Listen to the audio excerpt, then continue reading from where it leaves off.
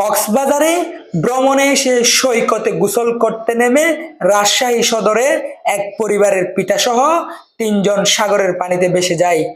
সাথে সাথে সৈকতে দায়িত্বরত লাইফগার্ড শাহিনুর রহমানকে ও পিতা আবু কালাম শাহিনুর রহমানের ছেলে সিফাত দুজনকে উদ্ধার করে কক্সবাজার সদর হাসপাতালে আনলে দায়িত্বরত ডাক্তার মৃত ঘোষণা করেন।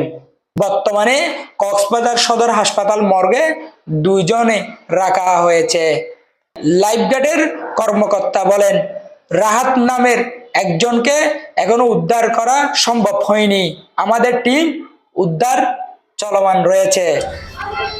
আসলে আমরা টাওয়ার থেকে মূল কথা হলো আমাদের সেফটি জোনের বাইরে ওনারা গোসল করতে গিয়ে এটা বিপদে পড়ছে। যদি আমাদের সেফটি জোনে হয় তাহলে বিপদে পড়লে তাৎক্ষণিক আমাদেরকে অল্প সময় আমরা উদ্ধার করতে পারতাম, কিন্তু আমাদের সেফটি জোনের বাইরে গোসল করার কারণে এবং এখানে গুপ্তখাল রিপ কারেন্টে পড়ার কারণে সেটা অল্প সময় তাদেরকে কি টেনে নিয়ে যায়। তখন আমরা যেতে যেতে কি আতঙ্কে সে হার্ট অ্যাটাকে মারা যায়। ওনার সেই রোগ আছে বলে 2 জন হার্ট অ্যাটাকে মারা গেছে। সে তারপরও আমরা তাদেরকে উদ্ধার করে নিয়ে আসছি এখানে কি কোনো কিছু মানে রেসপন্ড করতেছে না আর কি। আমরা এইটুকু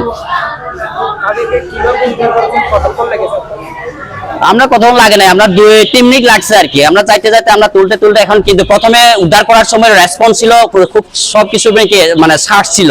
এখন আমরা আনতে এখন এখানে হসপিটালে আইসা দেখতেছি কোনো শ্বাস মানে রেসপন্স করতেছে না আর কি। কিন্তু তোলার সময় কিন্তু সবকিছু রেসপন্স ছিল এবং কি মানে সবকিছু মানে শ্বাস প্রশ্বাস ক্লিয়ার ছিল আর কি। তখন আইসা মানে হসপিটালে আইসা দেখতেছি কি ওনারা কি শ্বাস প্রশ্বাস আর কোনো কিছু রেস্ট গিয়া চলতেছে না। তাদের পরিবারের সন্ধান পেয়েছেন কিনা বা তাদের বাড়িঘর পেয়েছেন কিনা? হ্যাঁ, ওনারা রাজশাহী থেকে আসছে, ওনারা শিকানে উঠছিল আর কি। এখন ওয়াইফ আমাদের সাথে আছে, আমাদের সাথে টমটমের সাথে আসছে।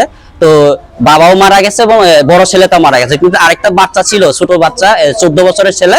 এখন ওনাকে সন্ধান পাওয়া যায় না। এখন আমরা তদন্ত করব বা খোঁজ করব আর কি। আমরা অলরেডি আমরা এখানে ফোন মাধ্যমে বলে দিচ্ছি বাচ্চাটাকে খোঁজার জন্য।